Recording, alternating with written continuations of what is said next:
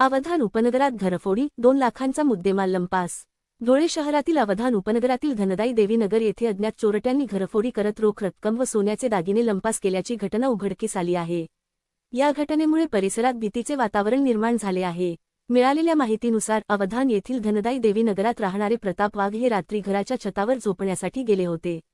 याच संधीचा फायदा घेत अज्ञात चोरट्यांनी घरात प्रवेश करून घरातील अंदाजे 50,000 रुपयांची रोख रक्कम, 5 ग्रॅम सोन्याची अंगठी तसेच 5 ग्रॅमचे डोंगर असा एकूण अंदाजे 2 लाख रुपयांचा मुद्देमाल चोरून नेल्याची माहिती समोर आली आहे।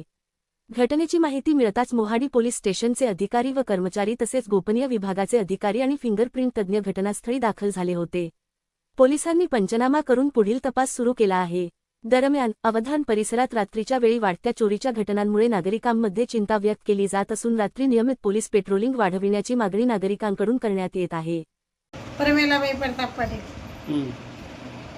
अवधानचे आम्ही धाब्यावर झोपले होतो। सकाळी 4ला उठून आली मी तर सगळे दरवाजे उघडे होते आणि कपाडातून ते दागिना घेऊन गेले। टोंगल होते, मुंदी होती, काही 50,000 रुपये होते, 7.5 भारचे माझे जोडे होते, 10 ग्रॅम सोनं झालं ना आणि ते 50,000 रुपये तेवढं ते त्यांनी चोरी केली। आम्हाला वापस पाहिजे ना, पोलीस गाडी यायला पाहिजे बुवा।